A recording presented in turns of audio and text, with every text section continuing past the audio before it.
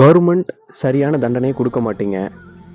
People அவன் இஷ்டத்துக்கு சட்டத்தை கையில் எடுத்தாலும் நீ எப்படி சட்டத்தை கையில் எடுக்கலாம் அப்படின்னு சொல்லிட்டு அவனை உள்ள வச்சு சட்டம் தன் கடமையை செய்யும், கோர்ட் இருக்கு, இது இருக்கு, நீதி கிடைக்கும் தம்பி அப்படின்னு சொல்லிட்டு அவனை தூக்கி உள்ள வச்சு அவன்கிட்ட கேள்வியாக கேட்பீங்க.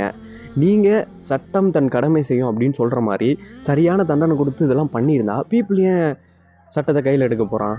அது படிக்கிற ஒரு பொண்ணை அங்கே ஸ்கூலில் இருக்கிற 3 ஆசிரியர்கள் சேர்ந்து அந்த பொண்ணுக்கிட்ட தப்பாக நடந்துக்கிட்டு அந்த பொண்ணு ப்ரெக்னென்ட் ஆயிருக்கா. தென் இப்போது மணப்பாறையில் ஒரு 4வது படிக்கிற பொண்ணை அந்த பள்ளியோட தாளாளரோட ஹஸ்பண்ட் 50 வயசுக்கு மேலே இருக்கும் அந்த ஆளுக்கு. அந்த ஆள் கிளாஸ் ரூம்லேயே வச்சு அந்த குழந்தைகிட்ட தப்பாக நடந்திருக்கான். வேலூரில் ரயிலில் போயிட்டு இருக்கும் போது லேடிஸ் கம்பார்ட்மெண்ட்லேருந்து லேடிஸ்லாம் இறங்கினதுக்கப்புறம் ஒரு சைக்கோ அந்த லேடிஸ் கம்பார்ட்மெண்ட்டுக்குள்ளே ஏறி 4 மாதம் ப்ரெக்னெண்ட்டாக இருந்த ஒரு பொண்ணுக்கிட்ட தப்பாக நடந்திருக்கான். அவங்க கையையும் உடைச்சிருக்கான். அவங்க உடம்புல ஏகப்பட்ட காயம். இது எல்லாம் நடந்துக்கிட்டு இருக்கிறது நம்ம நாட்டில், தமிழ்நாட்டில். புரியுதா இல்லையா? நான் இந்த நியூஸ் சேனல்ஸ் ஃபாலோ பண்ணுறதுல இந்த வாரம் பார்த்த ரேப் கேசஸோட கணக்கு மட்டுமே 20க்கு மேலே இருக்கும். இன்னும் வெளியே தெரியாமல் எத்தனையோ இருக்குது. இதில் வந்துட்டு நேற்று ஸ்டாலின் சொன்னார் அப்படின்னு சொல்லிட்டு சன் நியூஸில் ஒன்று போடுறானுங்க.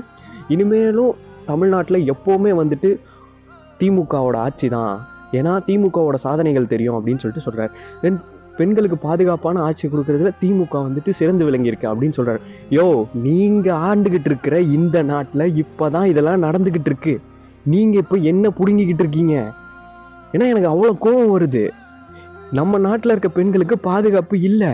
நீங்கள் தானே இந்த நாட்டை ஆண்டுகிட்டு இருக்கிறதா சொல்கிறீங்க, இனிமேட்டும் ஆட்சி செய்ய போகிறதா சொல்கிறீங்க. இப்போ என்னத்தை இது பண்ணியிருக்கீங்க? உங்கள் நாட்டில் இருக்க பெண்களுக்கு தான் பாதுகாப்பு இல்லை. ஏன்னா அதை பற்றி உங்களுக்கு கவலை இல்லை. ஏன்னா உங்கள் வீட்டில் இருக்கிற பொண்ணுங்களுக்கு நடந்தால் தான் அந்த வலியும் வேதனையும் உங்களுக்கு புரியும்.